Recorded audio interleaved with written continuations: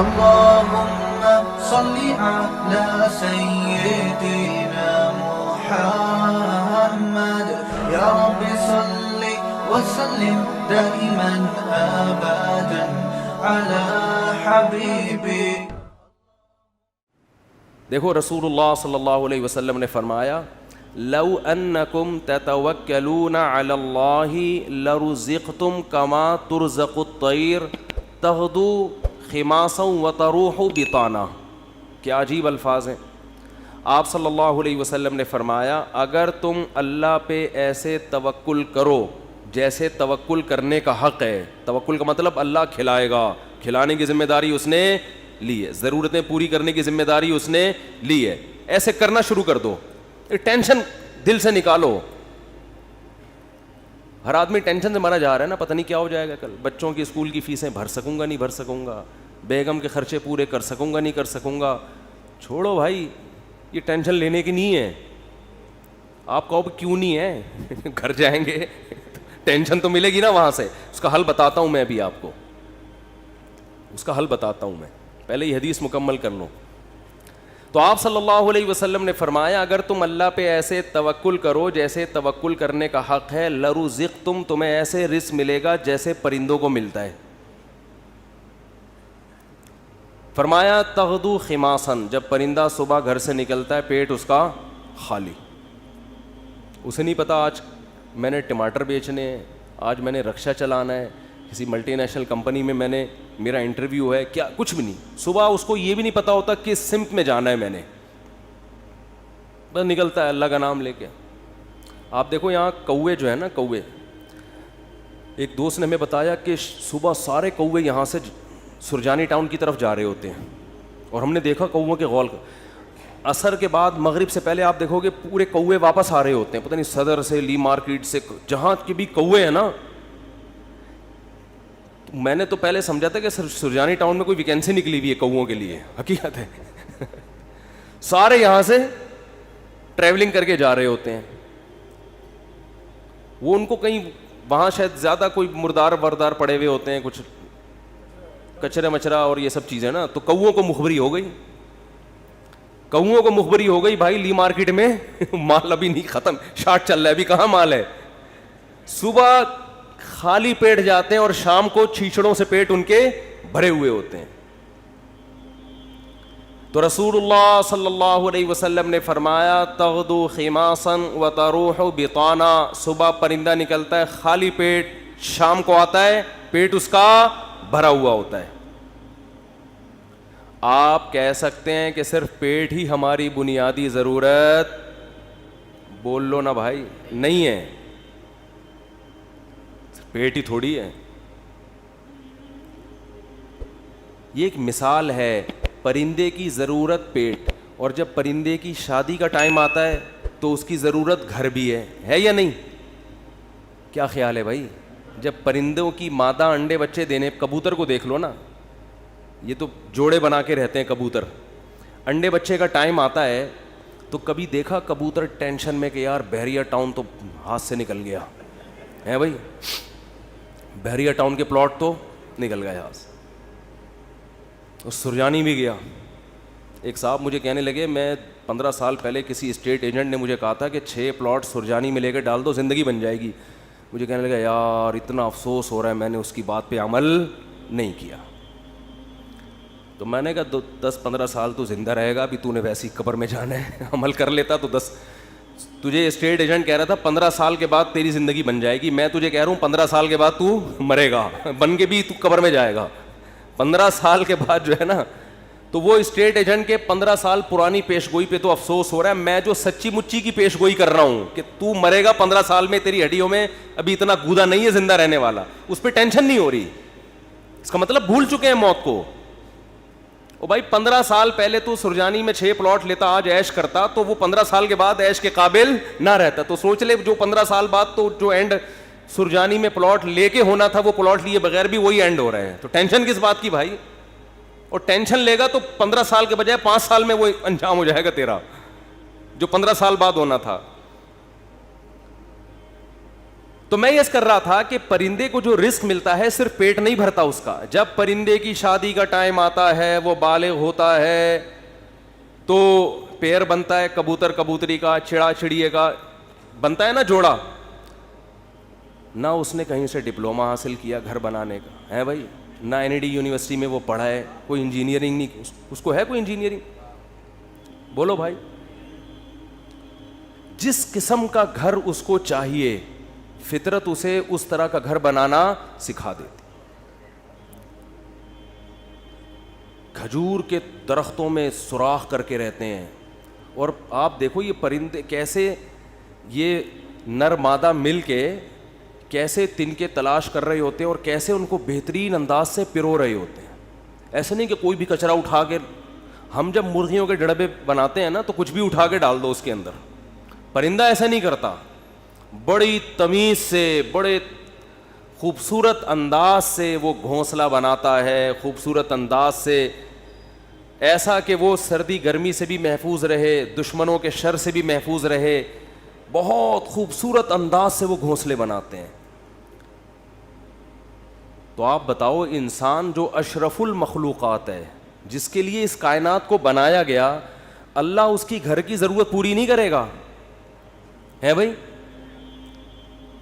اصل میں آپ نے جس گھر کو ضروری سمجھا ہے وہ اللہ کی نظر میں وہ عیاشی ہے, وہ ضرورت نہیں ہے. وہ آپ کی بہت اوپر کا سوچ رہے ہیں آپ. لوگ کرائے کے گھروں پہ افسوس کرتے ہیں نا, اپنا گھر نہیں بنا سکے. بھائی گھر کی ڈیفینیشن یہ ہے کہ جیسے پرندہ جو گھر بناتے ہیں قیامت تک کے لیے نہیں بناتا, اسے فی الحال اپنی فیملی کو پالنے کے لیے ایک عدد ایسے گھر کی ضرورت ہوتی ہے جہاں بلی سے حفاظت ہو, جہاں سردی اور گرمی سے حفاظت ہو. اللہ کہتے ہیں تیری یہ بنیادی ضرورت ہے, چونکہ تو نسل بڑھا رہا ہے فطرت کی تکمیل کے لیے, تو اس گھر کی ضرورت پوری کرنا یہ کس کے ذمے ہے؟ یہ فطرت کے ذمے, جس کو جو خدا ہے, اصل میں خدا کے ذمے ہے. پرندہ نسل بڑھاتا ہے اس کائنات کی رنگینیوں کو برقرار رکھنے کے لیے, اپنے لیے نہیں.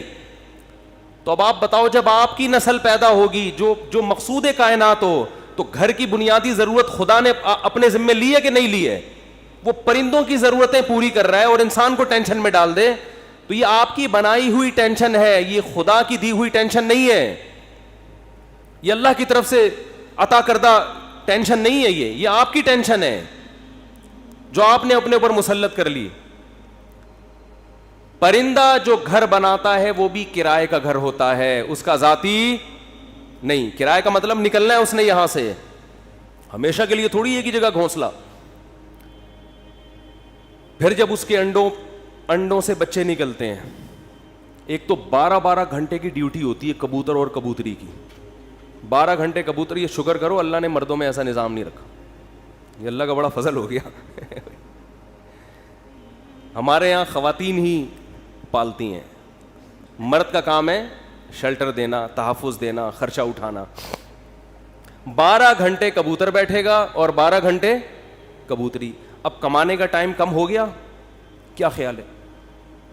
پہلے 12 گھنٹے دن میں کمانے میں لگ رہے تھے ان کے, اور رات میں آرام میں, ایسا ہی ہے نا. اب ذمہ داری بڑھ گئی, کمانے کے لیے ٹائم کم ہو گیا. ذمہ داری کیا بڑھ رہی ہے؟ اب اپنا بھی کمانا ہے اور اپنے بچوں کے لیے بھی دانا لے کر آنا ہے. ٹائم کم ہے کمانے کے لیے اور کھانے والے زیادہ.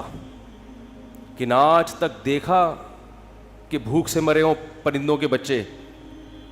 کہیں قحط پڑا ہوا ہو تو ایک الگ بات ہے. کبوتر کبوتری جاتے ہیں, باریاں سیٹ کرتے ہیں, 12 گھنٹے یہ 12 گھنٹے وہ, پھر جب چوزے نکل جاتے ہیں اس سے بچے نکل جاتے ہیں, وہ بھی کما کے خود بھی اپنا پیٹ بھی بھر رہا ہے اور اپنے بچوں کا پیٹ بھی بھر رہا ہوتا ہے. وہ وجہ کیا ہے؟ پرندہ ٹینشن نہیں لیتا. اگر ٹینشن لینا شروع کر دے نا کہ یہاں پلاٹ کیوں نہیں بنا, یہاں گھر کیوں نہیں بنا, تو پرندہ بچے پیدا کرنا ہی چھوڑ دے. جیسے کہ آج گوروں نے چھوڑ دی ہیں, انگریزوں نے چھوڑ دیا نا. کتے پال رہے ہیں, وہ کتے کیوں پالتے ہیں؟ وہ بہت سے انگریز ہم لوگوں پر اعتراض کرتے ہیں کہ کتا اتنا وفادار جانور, تم اس سے دل کیوں نہیں بہلاتے؟ ہم کہتے ہیں انسان سے زیادہ وفادار نہیں ہے. کتے وہ پالے جس کے پاس پالنے کے لیے بچے نہ ہوں, انسان نہ ہوں, وہ پالے. اور کتوں سے صرف دل ہی بہلا سکتے ہو. کتا کما کے نہیں دے گا آپ کو, اولاد آپ کو کما کے دے گی. اولاد اپنے اختیار سے محبت کرے گی, کتا جو آپ سے محبت کر رہا ہے اپنے اختیار سے نہیں, قدرت نے, فطرت نے اس میں وفا اور محبت کے سافٹ ویئر انسٹال کیے ہوئے ہیں, وہ اپنی مرضی سے یہ کام نہیں کر رہا, اس لیے آپ کو خوشی بھی نہیں ہوتی. اولاد تو اپنے اختیار سے آپ کی خدمت کرتی ہے. بیٹا ہوگا تو بہویں بھی ہوں گی, داماد بھی ہوں گے, بیٹی ہوگی تو پوتے بھی ہوں گے, نواسے بھی ہوں گے. کتا ہوگا تو یہ سب چیزیں بولو. تبھی تو انگریزوں کا سارا سیٹ اپ ختم. آپ کسی گورے سے ملے نا, یہ کون ہے, یہ گورا, تعارف کرو, یہ میرا فرینڈ ہے, یہ میری گرل فرینڈ ہے, بس سارا سیٹ اپ ختم. کبھی دیکھا گورا تعارف کروا رہا ہو آپ امریکہ کسی گورے کے گھر جائیں, یہ میری خالہ ہیں, یہ میری پھپھو ہیں, یہ میری ممانی ہیں, یہ میری چاچی ہیں, میری بھتیجی ہے, یہ میرا بھانجا ہے, یہ میرے بردر ان لا ہیں, یہ میرے مدر ان لا ہیں, اور یہ میری نانی ساس اور دادی. ہمارے یہاں تو اتنے پوری ایک چین چلتی ہے. انگریزوں کے یہاں یہ تکلف نہیں, میں ہوں یہ پتہ نہیں کون ہے, اتفاق سے کل اس سے ملاقات ہو گئی تھی, دوستی ہو, اس سے زیادہ رشتے نہیں. ایک عدد اماں ہوتی ہیں, وہ بھی اولڈ ہاؤس میں. وہ بھی کہاں ہیں؟ اولڈ ہاؤس میں. تو وہ کتے اس لیے پالتے ہیں, اس لیے نہیں پالتے کہ وہ کتوں کی وفا سے ان کو بڑا اچھا لگتا ہے, اتنے وفادار ہیں. کتوں سے ہی سبق سیکھ لینا چاہیے انگریزوں کو کہ کتے تمہارے ساتھ وفا کر رہے ہیں, تم اپنے باپ کے ساتھ وفا نہیں کر رہے. سمجھ رہے ہو نا, یہ تمہارے ساتھ وفا کر رہا ہے اور تم اپنے باپ کو اولڈ ہاؤس میں جمع کرا رہے ہو. کتا نہیں جمع کرائے گا بڑھاپے میں تمہیں, وہ کہے گا جیسا بھی ہے برداشت کروں گا. غیر مسلموں کی جو خوبیاں ہیں نا, وہ اول نظر میں, پہلی نظر میں آپ کو بعدین نظر میں بہت زبردست لگیں گی. جب آپ ان کی گہرائی میں جاؤ گے تو آپ کو لگے گا ان تلوں میں تیل نہیں ہے. یہ صرف اوپر اوپر کے اخلاق ہیں. میں اکثر ایک بات کہتا ہوں نا, کہ لوگ اکثر ہمیں کہہ رہے ہوتے ہیں کہ انگریزوں کے اخلاق بہت اچھے, تھینک یو, بات شروع کرنے سے پہلے 3 دفعہ تھینک یو. جیسے ہمارے کوئی وظیفہ جب بتایا جاتا ہے نا, تو شروع میں اول آخر 11 دفعہ درود شریف پڑھیں. تو انگریز بھی جب کوئی بات کرے گا تھینک یو سے شروع کر کے تھینک یو پہ ختم. اور ہمارے ہاں گالیوں سے شروع کر کے درمیان میں بھی گالی اور آخر میں بھی گالی. اتنا وہ تھینک یو نہیں کہتا جتنی ہمارے ہاں گالیاں ہیں. لوگ مجھے کہتے ہیں مفتی صاحب آپ پھر بھی کہتے ہو مسلمان اچھے ہیں, اتنی گالیاں دے رہے ہیں صبح شام, پھر بھی اچھے ہیں. اور انگریز ہر بات میں مسکراتا ہے تھینک یو, پھر بھی. میں کہتا ہوں بھائی وہ تھینک یو پہ پیسے خرچ نہیں ہو رہے. ہم جب گھر میں جاتے ہیں تو ہم سے جو گھر والوں کے بیگموں کے مطالبے ہوتے ہیں نا, گورا یہ مطالبے افورڈ بولو نہیں کر سکتا. ہم گھر والوں کو گھر مہیا کرنا کس کی ذمہ داری ہے؟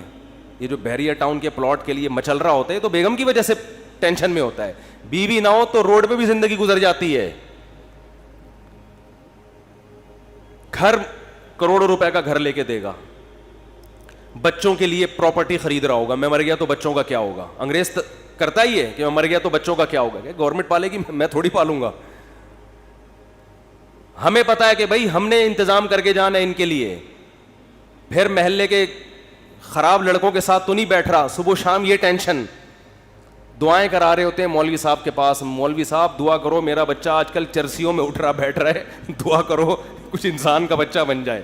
گورے کو یہ ٹینشن ہوتی ہے. کبھی دیکھا گورا پادری کے پاس گیا ہو کہ میرا بچہ جو ہے وہ چرسیوں میں آج کل بیٹھ رہا ہے؟ پادری کہے میں تو خود پیتا ہوں. پادری کہے گا میں تو خود پیتا ہوں, پی لیا تو کیا ہو گیا, کیا کر لے گا. وہ تو ٹینشن فری لوگ ہیں بھائی, ریلیشن ہی نہیں ہے ان کا. پھر بیگم کے بھائی گھر میں آ رہے ہیں تو اس کو پوچھا کیوں نہیں. ایک صاحب نے بتایا میرا اتنا پھڈا ہو گیا گھر میں, ایک دن میرا سالہ آ گیا, میں کہیں دماغ میرا حاضر نہیں تھا, میں نے اس کو چائے کا پوچھنا بھول گیا. میں کہہ رہا ہے جو میری بیگم نے ہنگامہ کیا ہے کہ میرے بھائیوں کو پوچھتے نہیں ہو اتنی. اور یہ عورت کے لیے ٹینشنیں اٹھا رہا ہے مرد. کس کے لیے؟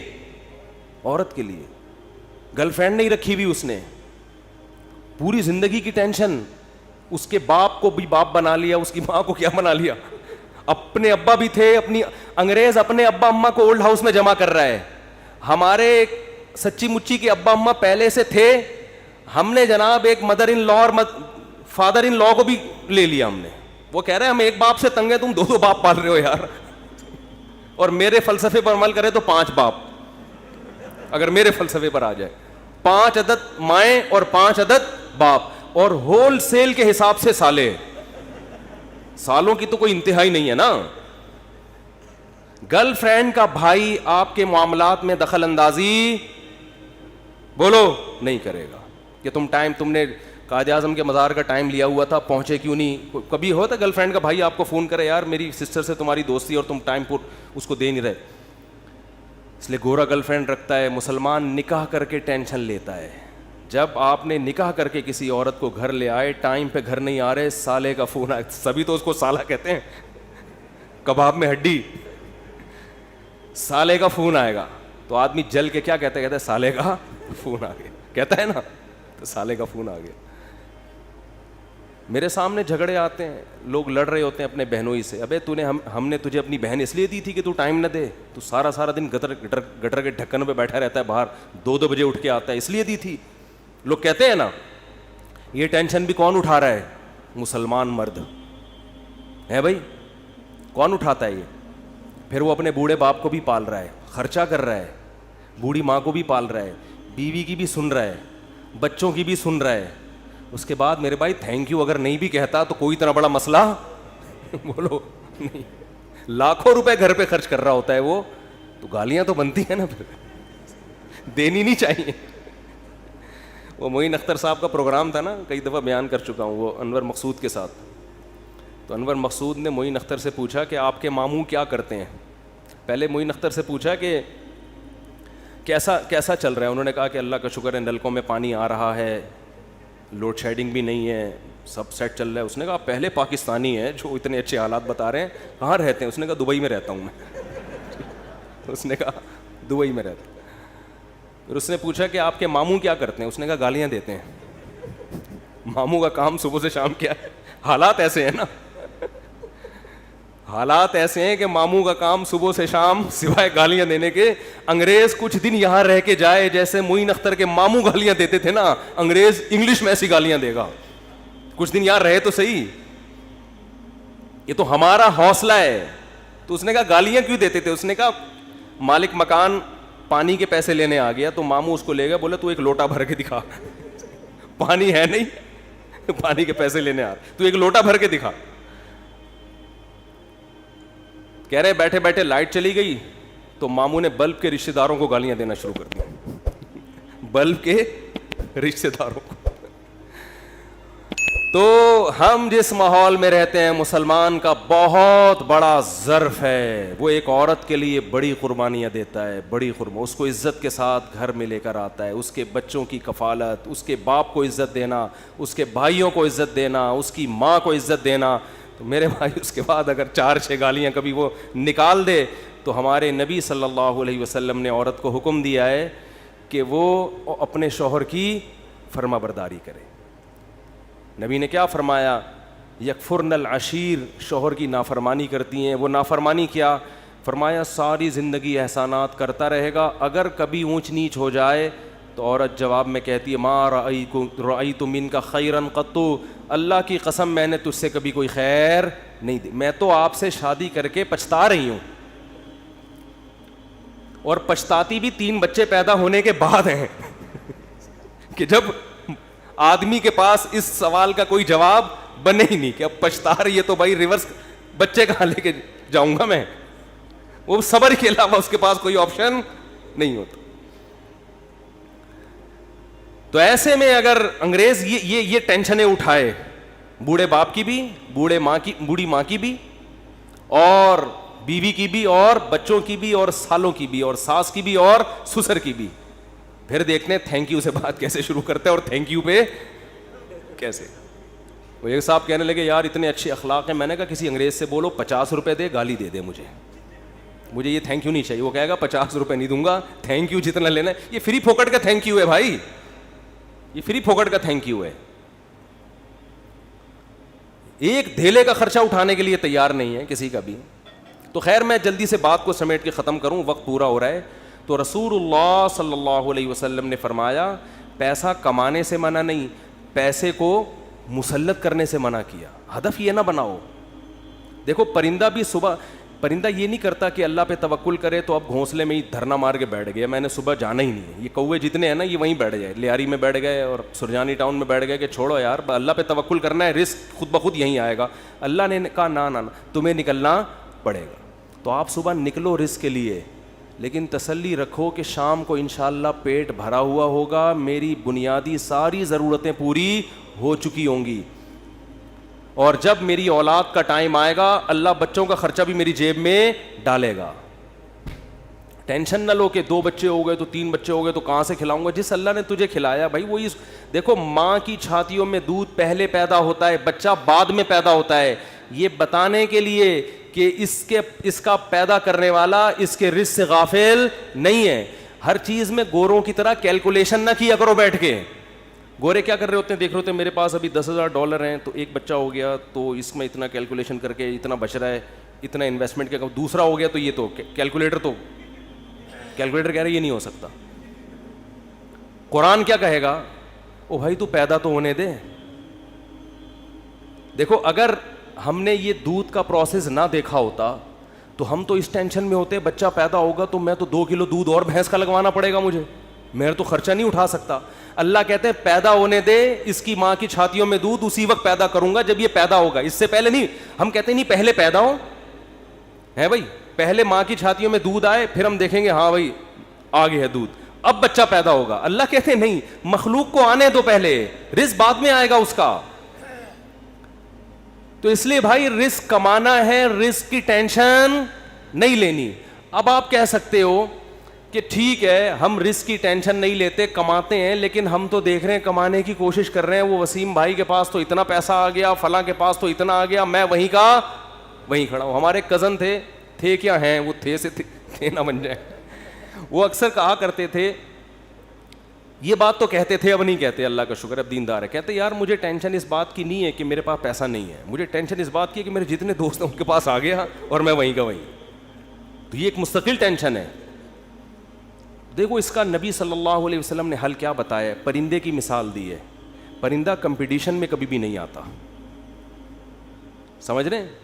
پرندہ یہ نہیں کرتا کہ وہ والے چڑیا نے وہاں جگہ اس لوکیشن پہ گھونسلہ بنایا بحریہ ٹاؤن کے قریب اور میں لیاری ندی کے اوپر گھونسلہ, نہ. پرندہ کہتے ہیں میرے لیے, میرے بچوں کی حفاظت کے لیے مجھے گھونسلہ چاہیے, لوکیشن کو وہ زیادہ اہمیت نہیں دیتا. میں دشمنوں سے میری حفاظت رہے, ٹھیک ہے نا, سردی گرمی سے میری حفاظت رہے. میں نہیں کہہ رہا آپ لیاری ندی کے اوپر گھر بنائیں, وہ تو حفاظت نہیں رہے گی آپ کی, کیونکہ ندی تو ندی ہے نا. تو آپ نے یہ سوچنا ہے کہ مجھے اپنے گھر میں تحفظ کے ساتھ, گھر والوں کے ساتھ رہنے کے لیے چھت چاہیے. یہ چھت اللہ انشاءاللہ میسر کرے گا, چاہے اپنی ہو چاہے کرائے کی ہو, یہ ٹینشن نہیں لینا ہے. یہ ٹینشن کہ میری اپنی چھت ہو کرائے کی نہ ہو, یہ آپ کی بنائی ہوئی ٹینشن ہے. اللہ نے اس رزق کا وعدہ آپ سے نہیں کیا ہے, یہ غریبی ہے, یہ غریبی ہے. بنیادی ضرورت آپ کی سالن روٹی ہوتی ہے نا.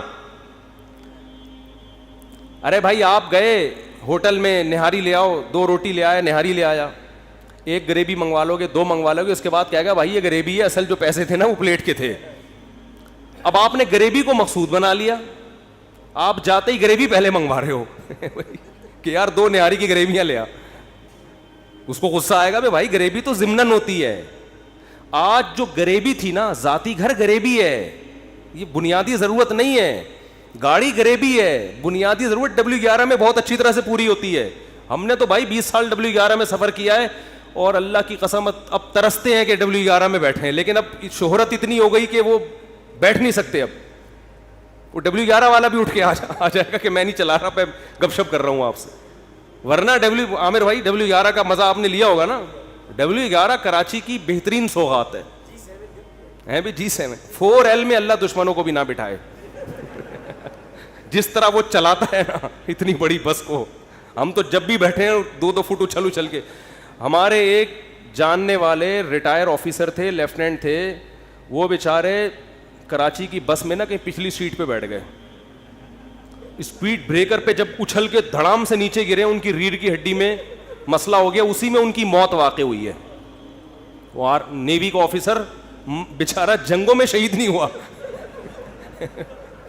جنگوں میں شہادت نہیں ملی ہے. کراچی کی بس نے اٹھا کے پٹکا ہے اور انا للہ. تو رسول اللہ صلی اللہ علیہ وسلم نے فرمایا جس نے دنیا کو ہدف نہیں بنایا, ضرورت سمجھا کہ بھئی میری بنیادی ضرورت 2 وقت کی روٹی ہے, میری بنیادی ضرورت کسی اچھے علاقے, اچھے سے مراد جہاں چرسی ہیروئن چی نہ رہتے ہوں, ذرا پڑھے لکھے لوگ ہوں, ایسی جگہ پہ مجھے گھر مل جائے جہاں چھت ہو, جہاں بنیادی ضرورتیں پوری ہوں, بس یہ بیسک ضرورت, چاہے وہ اپنا ہو چاہے وہ کرائے کا ہو. اور نبی نے فرمایا کہ جس شخص کو 2 وقت کی روٹی مل گئی, پیٹ بھر کے, سر چھپانے کی جگہ مل گئی, اور جسم کسی بڑی بیماری سے محفوظ تھا اس کا, اور ویسے بتاؤں جب یہ لائف اسٹائل ہوگا نا تو جسم بڑی بیماری سے محفوظ ہی ہوتا ہے عام طور پہ, جسم کسی بڑی بیماری سے محفوظ تھا, تو آپ صلی اللہ علیہ وسلم نے فرمایا یہ ایسا ہے گویا پوری دنیا کی دولت سمیٹ کے اللہ نے اس کے قدموں میں رکھ دی ہو. اب اگر یہ ٹینشن لے رہا ہے نا بحریہ ٹاؤن کی اور ڈیفنس کی اور DHA کی وہ اسکیم میں میں نے تو یہ غریبی کی ٹینشن ہے, یہ دل میں دنیا کی محبت کی علامت ہے. ایسے شخص کو رسول اللہ صلی اللہ علیہ وسلم نے وعید سنائی کہ یہ مالدار بن تو سکتا ہے مگر اس کے سامنے فقر کا پھندا ایسے لٹکا رہے گا جیسے ایک زندہ آدمی کے سامنے پھانسی کا پھندا, موت کا پھندا لٹک رہا ہوتا ہے. جو اس کی کیفیت ہوگی یہ کیفیت اس کی ہوگی. تو بھائی پیسہ کماؤ, پیسے سے دل نہ لگاؤ. اور دل سے پیسہ نکالنے کا طریقہ کیا ہے؟ خرچ کرو. ہمارے حضرت فرمایا کرتے تھے کہ پہلے زمانے میں بزرگان دین کڑک کڑک نوٹ جلوایا کرتے تھے, 5-5 ہزار کے نا, کہتے جلاؤ اس کو. آج اس کی اجازت نہیں ہے, اس میں نقصان ہے, لیکن دل سے نکالنے کے لیے نا جلواتے تھے. تو آپ جلائیں نہیں, خرچ کریں. کبھی کبھار ایسے گڈی نکال کے کسی اچھے ٹرسٹ میں دے دی, کسی غریب کو دے دی. اور سب سے زیادہ مصداق پیسہ خرچ کرنے کا آپ کے قریبی رشتہ دار ہیں, ان کو دو. آج کل لوگوں نے ہدیے رشتہ داروں میں دینا چھوڑ دیا ہے, بس عید بقرعید پہ کوئی کھانا وانا کھلا دیتے ہیں. بھائی بہن کو لفافے میں گڈی ڈالے, پکڑا دے, جلے گا. جب یہ دل جلے نا, اتنا صدقہ ہو کہ دل میں آرے چلیں, تو یہ آرے چلنے سے دل آئینے کی طرح شفاف ہو جائے گا. شاعر نے کہا ہے نا, آئینہ بنتا ہے رگڑے لاکھ جب کھاتا ہے دل, کچھ نہ پوچھو دل بڑی مشکل سے بن پاتا ہے دل. دل کو دل بنانا تھوڑا ڈیفیکلٹ کام ہے, تو اس کا طریقہ یہ ہے کہ اس میں ذرا رندا چلے گا نا, رگڑا لگے گا. جب ہم وہ کیا کہتے ہیں, وہ جو ریگمال سے گھسائی ہوتی ہے نا, تو صدقہ کرتے ہوئے اتنا بھی نہ کرو کہ کل دوسروں سے بھیک مانگنی پڑ جائے, اتنا بھی نہ کرو, لیکن اتنا ہو کہ لگے کہ دل پہ گھسائی ہو, تھوڑا سا تکلیف ہو. رسول اللہ صلی اللہ علیہ وسلم نے فرمایا سب سے افضل صدقہ یہ ہے تأمل الغنا و تخش الفقر, کہ آپ کو یہ ہو کہ اگر میں نے صدقہ کیا تو ہو سکتا ہے میں غریب نہ ہو جاؤں کل, اور اگر نہیں کیا تو اس پیسے سے مزید پیسہ بنا لوں گا. اس کنڈیشن میں جب آپ صدقہ کرو گے تو نبی نے فرمایا یہ صدقہ سب سے افضل ہے, اس میں آپ کا دل بہت جلتا ہے. اور اللہ کا وعدہ ہے کہ جو اللہ کے لیے دیتا ہے وہ غریب تو ہوتا ہی نہیں ہے. صدقے سے کبھی مال ہم نے کبھی نہیں کسی سخی آدمی کو غریب ہوتے دیکھا. تو اس سے دنیا کی محبت کم ہوگی. حدیث مکمل کر کے بس بیان ختم کرتا ہوں. فرمایا جعل اللہ فقرہ بین عینیہ وفرق علیہ شملہ, جب دولت کو ہدف بنائے گا, مسلط کر لے گا, تو فقر کا پھندا اللہ اس کے سامنے لٹکا دیں گے. ہر وقت ڈر لگا رہے گا یار میں غریب نہ ہو جاؤں, پیسہ ہے, پلاٹ پڑے ہوئے, لیکن ڈر لگا رہے گا یار میں غریب نہ ہو جاؤں. دوسرا فرمایا وفرق علیہ شملہ, اس کی فکروں کو اللہ بکھیر دیں گے. اتنی ٹینشن ہے, یہ کام بھی ہو جائے, یہ بھی صحیح ہو جائے, یہ والا بھی ہو جائے, پتہ نہیں سارے کام ٹھیک ہوں گے, ایک اٹکا ہوا ہوگا, اس کی وجہ سے ٹینشن.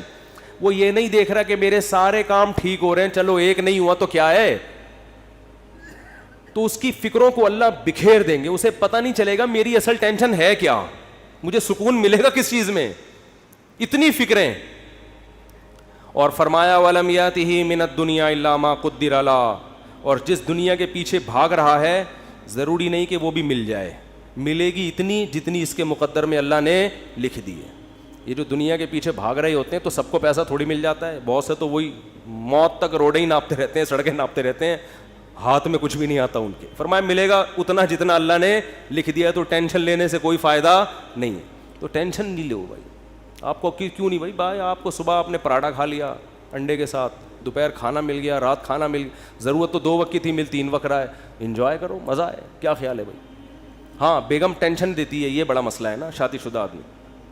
تو اس کو بولو بھائی جو نبی صلی اللہ علیہ وسلم کی سنت ہمارے سامنے, آپ صلی اللہ علیہ وسلم کی امہات نے, ہماری امہات نے, آپ کی ازواج نے جب نبی سے یہ فرمایا کہ ہم اس غربت میں گزارا نہیں کر سکتی, تو آپ صلی اللہ علیہ وسلم فرمایا بھائی میں تو اسی طرح مسکین ہوں, تو تعالینا امتعکن و اسرحکن سراحا جمیلا, کہ آؤ میں تمہیں نکاح سے فارغ کر دیتا ہوں, پھر جاؤ جس سے مالدار سے نکاح کر کے رہنے رہو. تو یہاں بھی ٹینشن لینے کا بولو نہیں, اپنی طرف سے کوتاہی نہیں کرو.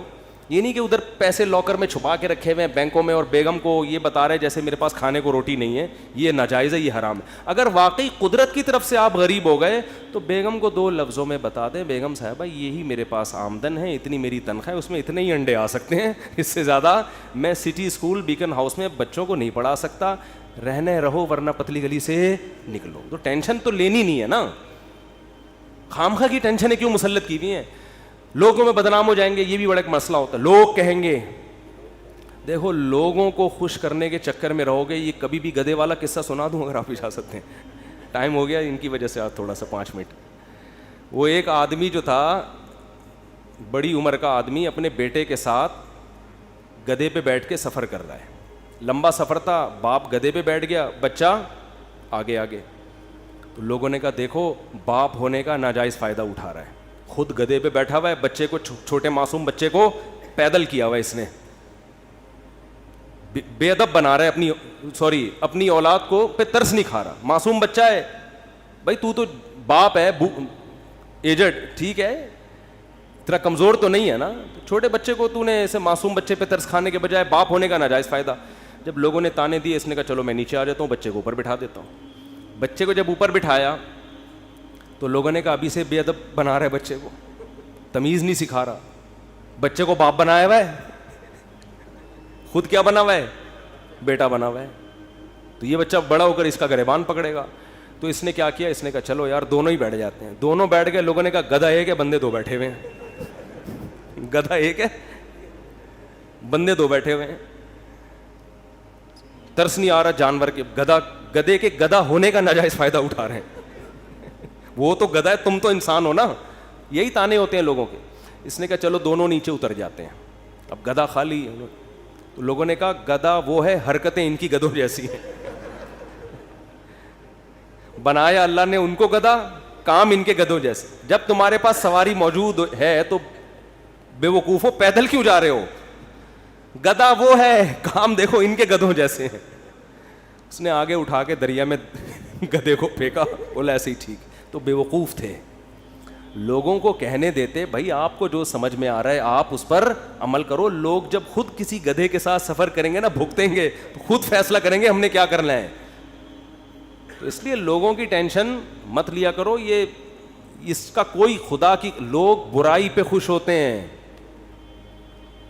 لوگ برے کاموں پہ خوش ہوتے ہیں, اچھے کاموں پہ لوگ خوش نہیں ہوتے. آپ نے جو کھوپڑی میں آ رہا ہے وہ کرو. جو چیز آپ کی استطاعت میں نہیں ہے اس پہ ٹینشن کس بات کی لے بھائی آدمی. دیکھو جیل میں کوئی قیدی ہو اور رہائی کا انتظام ختم ہو جائے تو ہم کیا کہیں گے اس کے, بھائی تو صبر کر, بس یہی زندگی گزار, ہنسی خوشی اسی میں خوش رہنے کی کوشش. ایک صاحب نے مجھے بتایا کہ ان کو 4 مہینے کی جیل ہو گئی, اور وہ جیل بھی غلط کیس میں اندر. باہر نکلے تو بڑے فٹ فاٹ. میں نے کہا, میں ان سے ملا تو میں نے کہا جیل میں جا کے تو لوگوں کی حالت ایسی ہوتی ہے, اور غلط کیس, مجرم بھی نہیں تھے. کہتے ہیں میں جب جیل میں گیا تو مجھے نہیں پتا تھا کب نکلنا ہے میں نے یہاں سے. تو کہہ رہے میں نے کہا اب اسی کو انجوائے کرو, کانفیڈنس دیکھیں. اب کیا کرو جب ایک چیز اپنے اختیار میں ہی نہیں ہے. تو کہہ رہے میں وہاں ڈپس لگاتا تھا تاکہ تھکاوٹ ہو اور نیند آئے مجھے. اور اچھا وہ ڈولے شولے بھی نا کافی بن چکے تھے ان کے بڑے. میں نے کہا کیا کر رہے؟ کہہ رہے بھائی ہم ڈپس لگاتے تھے, اٹھک بیٹھک 400 بیٹھ کے اوپر نیچے, اور اس طرح میں سارا. اور کہہ رہے جن لوگوں نے یہ کام نہیں کیا وہ دیواروں سے سر مار مار کے پاگل ہو گئے وہ. تو جو چیز اپنے اختیار میں نہیں ہوتی اس کی انسان ٹینشن نہیں لیتا. بھائی اختیار, غربت آپ کمانے کی کوشش کر لی پھر بھی نہیں آ رہے ہیں تو پھر بھی کوئی